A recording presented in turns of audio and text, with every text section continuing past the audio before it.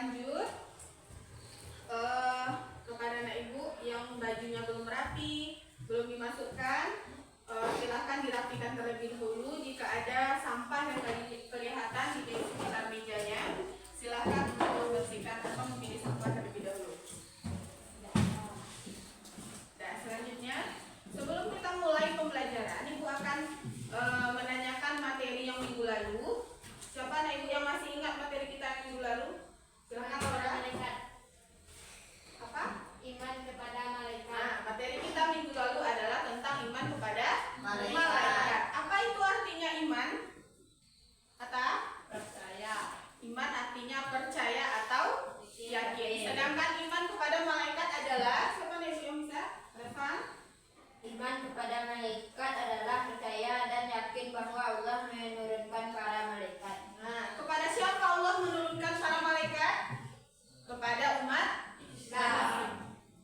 Islam atau umat manusia. Selanjutnya, berapa jumlah dari malaikat yang diturunkan oleh Allah? 10. Nah, ada 10 malaikat yang diturunkan oleh Allah kepada manusia untuk mencatat segala kegiatan yang dikerjakan oleh manusia. Dan selanjutnya ibu akan memberikan pertanyaan pemantik untuk materi kita hari ini. Yang pertama, pernahkah tanpa sadar anak-anak ibu ini melakukan ghibah? Pernah? Pernah. Jadi, seandainya anak-anak ibu pernah melakukan ghibah, bagaimana perasaan kita setelah kita sendiri yang menjadi korban dari ghibah itu? Sakit hati? Ya? Atau merasa disudutkan? Nah, iya. Jadi dianjurkan sekali anak-anak ibu ini jangan suka berghibah. Siapa yang tahu arti ghibah itu sendiri? Nah, membicarakan orang lain. Apa lagi? Sama ghibah itu dengan bergunjing? Nah, sama. Berarti ghibah itu bisa mengakibatkan orang lain sakit hati.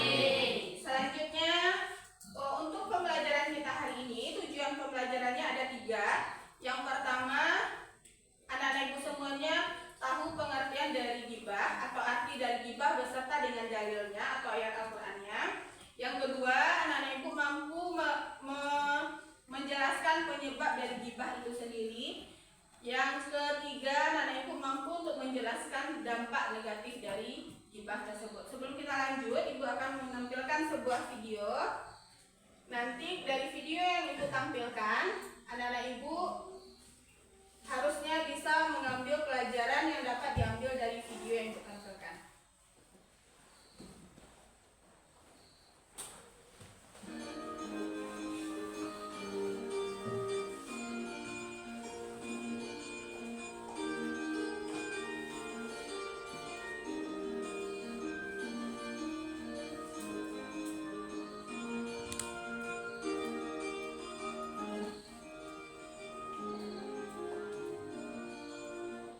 Assalamualaikum, Ibu Lia udah pulang.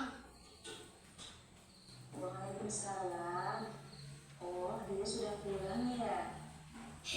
Iya Bu. Oh, ada Nak Ani juga ya? Ya sudah, ibu buatin es jeruk dulu ya. Asik, makasih ya Bu. Hendy, masa tadi si Putri bajunya gitu amat ya? Kayak kotor banget gitu. Iya ya, antara kasihan tapi juga lucu ya. Hihihi. Kayak anak gak keurus ya. Ha.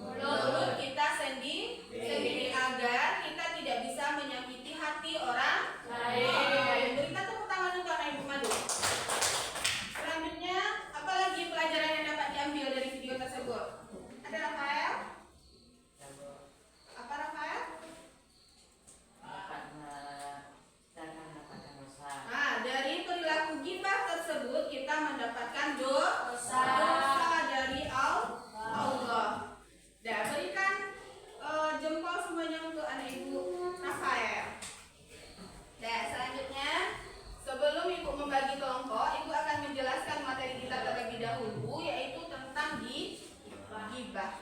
Sebagaimana yang telah anak-anak ibu ketahui bahwa gibah itu adalah bergunjing atau membicarakan orang lain atau membicarakan aib keburukan dari orang lain. Sedangkan menurut istilah, gibah itu adalah menyebutkan keburukan orang di saat orang tersebut tidak ada di sekitar kita. Pernah anak ibu melakukan itu? Pernah?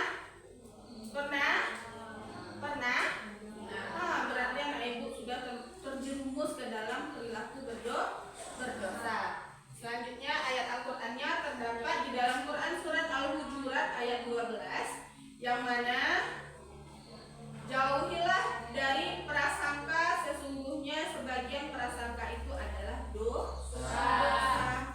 Sedangkan sekarang ini kita dihindari untuk melakukan gibah, sementara kita harus berusaha untuk mencari kebenaran dari sesuatu perkataan yang kita bicarakan.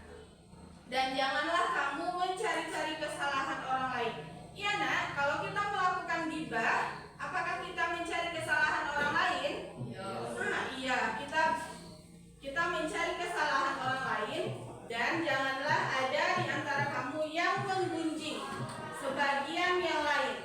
Berarti di dalam ayat ini telah dijelaskan bahwa kita ini tidak boleh mencari-cari kesalahan orang lain dan tidak boleh membicarakan keburukan dari orang lain. Sampai di situ paham nak? Pengertian gibah dan ayat Al-Quran yang terkait dengan gibah. Paham? Selanjutnya dampak negatif dari gibah. Apa saja dampak negatif dari gibah itu?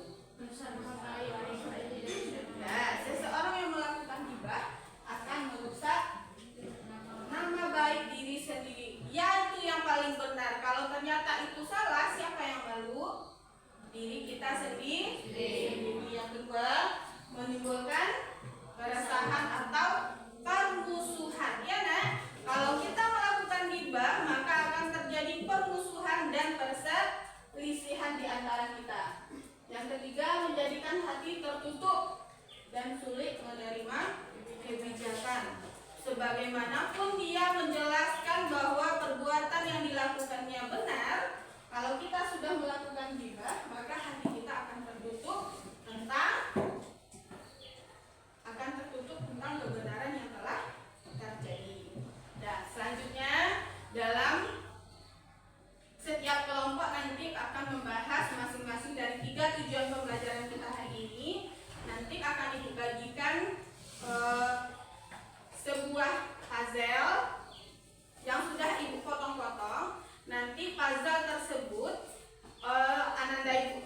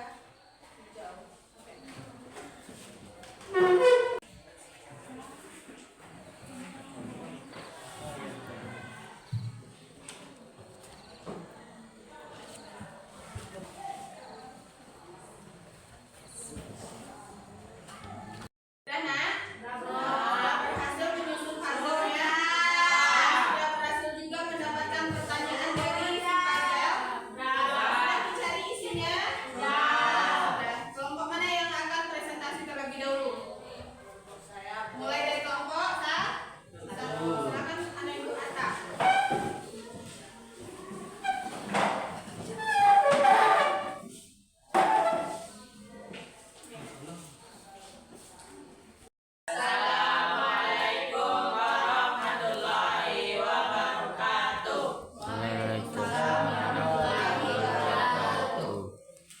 Baiklah, kami dari kelompok 1 akan mempresentasikan hasil dari diskusi kelompok kami.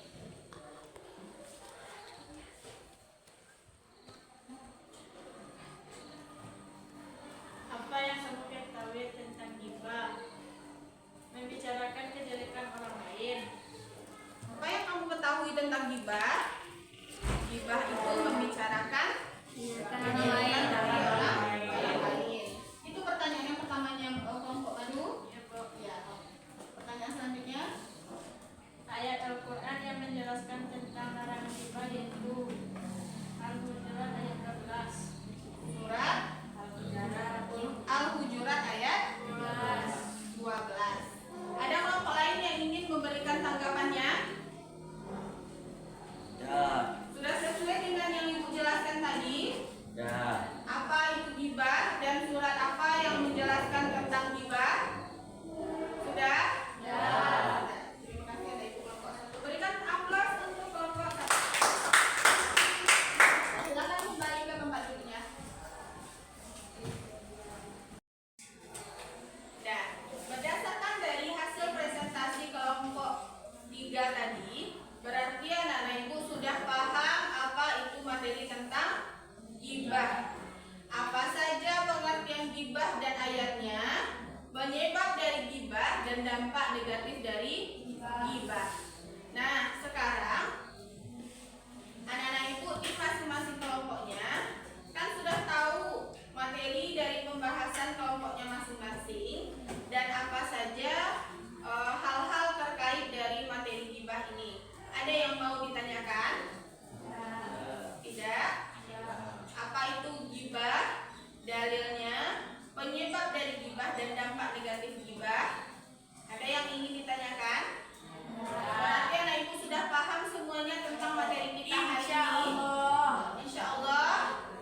Insya Allah paham tentang ghibah.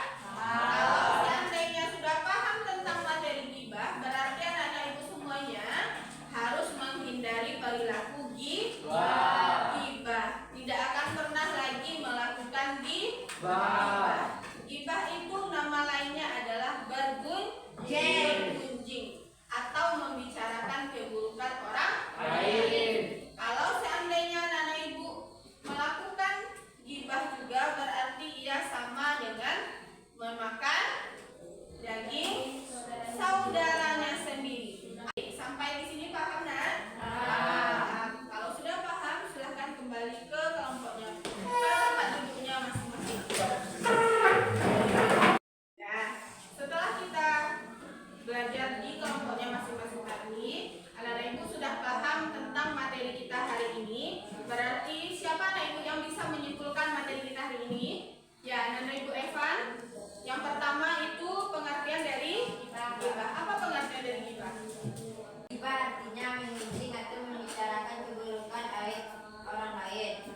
Berarti ghibah itu adalah bergunjing atau membicarakan aib orang lain. Dalam surat apa terdapat larangan tentang ghibah? Ya, anak Ibu Laura. Dalam surat Al-Hujurat ayat 12. Dalam surat Al-Hujurat ayat 12. Selanjutnya, apa penyebab dari ghibah? Madu? Merasa iri atau dengki karena keberuntungan orang lain. Merasa iri atau dengki dengan keberuntungan orang lain. Sampai di sini paham, Nak? Paham. Mungkin sampai di sini pembelajaran kita hari ini.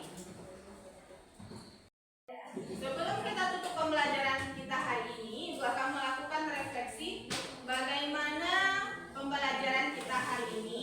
Menyenangkan. Apakah kegiatan pembelajaran kita hari ini bisa anak-anak Ibu terapkan dalam kehidupan sehari-hari? Bisa.